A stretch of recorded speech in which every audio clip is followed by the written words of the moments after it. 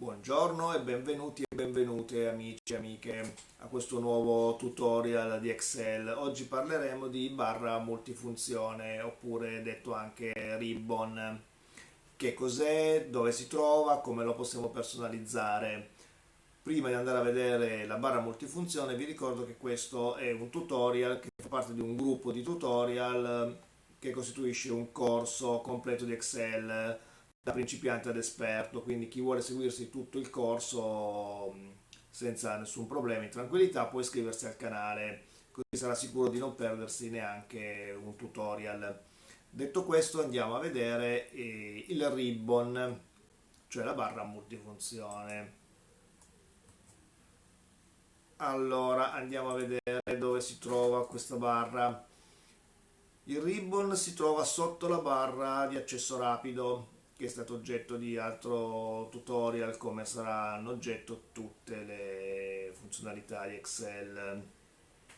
Il ribbon è formato da due parti: una prima parte qui in alto formata da una serie di schede: file, home, inserisci, disegno, layout di pagina, formule, dati e revisione, e qui tutta una serie di comandi. E quindi tutte queste icone piccole sono effettivamente dei comandi.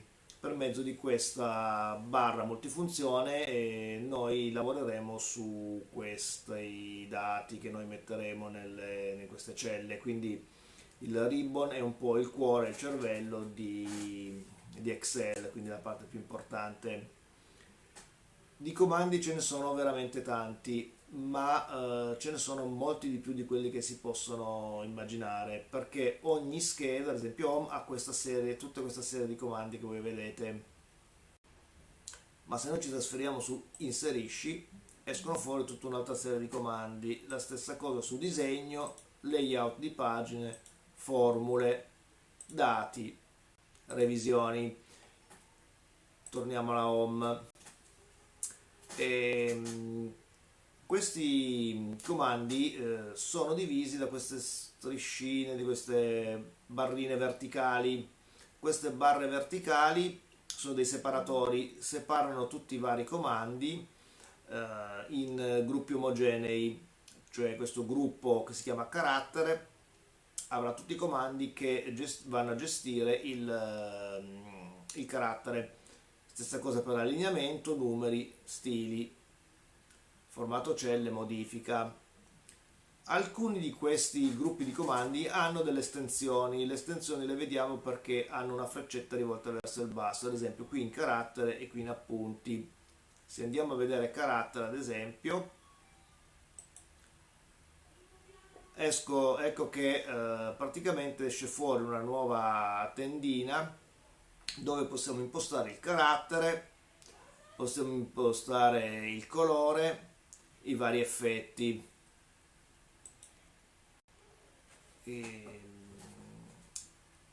Altra cosa da dire, come possiamo personalizzare questa barra, quindi aggiungere dei comandi a questa barra. Ad esempio, se noi volessimo aggiungere un gruppo di comandi della scheda Home, li potremmo aggiungere qui in questo spazietto.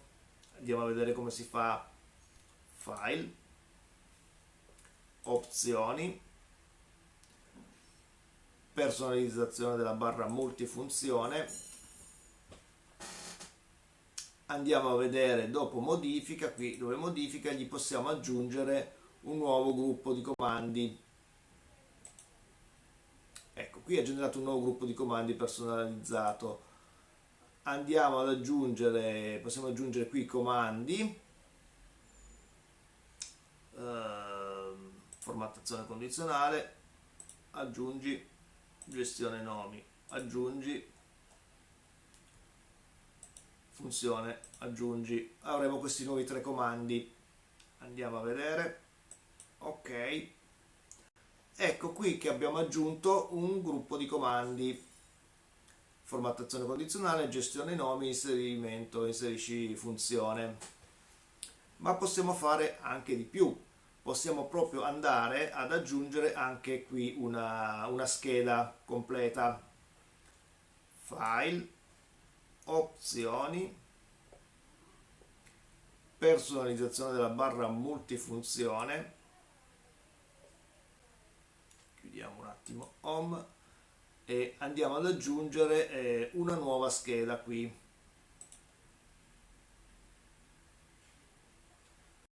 Dopo dopo la home andiamo ad aggiungere una nuova scheda personalizzata, cioè adesso noi possiamo anche questa nuova scheda la possiamo rinominare, invece di nuova scheda mettiamo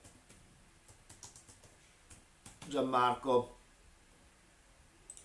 Ok, adesso abbiamo questa nuova scheda Gianmarco. Noi possiamo aggiungere in questo nuovo gruppo una serie di comandi. Possiamo andare ad aggiungere ad esempio blocca riquadri, copia formato e non so, ad esempio somma, aggiungi.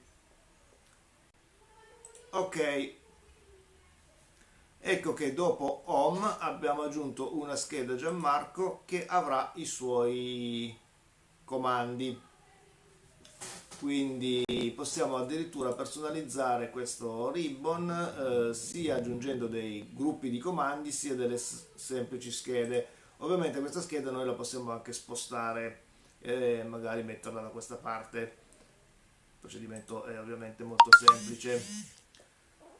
Per oggi è tutto, un saluto e al prossimo tutorial.